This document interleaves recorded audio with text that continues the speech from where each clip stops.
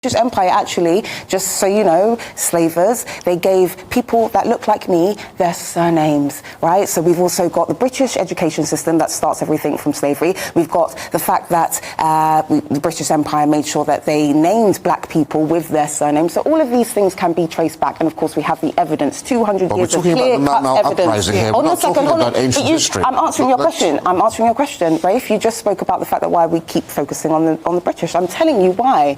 I've just told you, British education system, and I've also told you that why aren't we holding to account the people who were taking part in the 1950s Mau Mau Uprising? And we know should who these people are. We're not talking about things from 200 years ago. And let's just also acknowledge, in the decades after independence in 1963, Kenya became the success story of Africa. Without any mineral resources, it became the economic and political showpiece for Africa. Why? Because of its British colonial inheritance. Its parliamentary democracy, the constitutional separation of powers, its British-based military, civil service and police, all of the institutions. And for 45 years, thanks to that British heritage and the leadership of President Kenyatta, Kenya became a showpiece. The last 15 years haven't been that bad, but Kenya haven't been that good. But Kenya is still one of the top three countries. Well, my family were born in Kenya and they still live in Kenya and they call it Kenya. I don't need to lecture from BLM activists on how to pronounce Kenya. No, it's Kenya.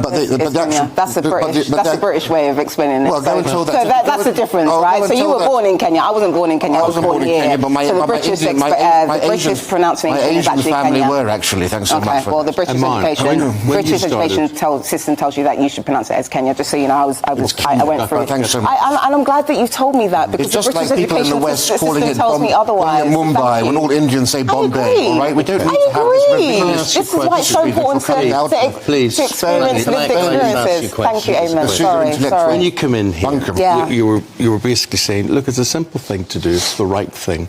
Charles should say, sorry, that's easy. What I'm learning, listening to both of you, it's not easy. No, it's not. It's quite convoluted, especially when you address and take in consideration my points as well as Rafe's points. It's very convoluted. And when we talk about benefits, right, so you obviously spoke about the benefits in terms of colonialism, and I find that really uncomfortable because we're kind of missing the main point here. Let me just say something.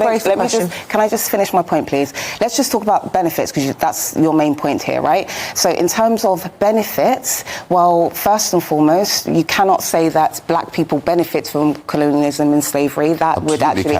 Okay, hold on a second. Well, let's just be clear. It's basically, by the same token, you were also saying that, I don't know, Israel benefited Jews and Hitler benefited due to the Holocaust. You're basically saying that in terms of your basic logic. You're also saying that it applies to Israel and Jews and those that were oppressed. Marxist. I'm not a Marxist. I'm not. That's your prejudice.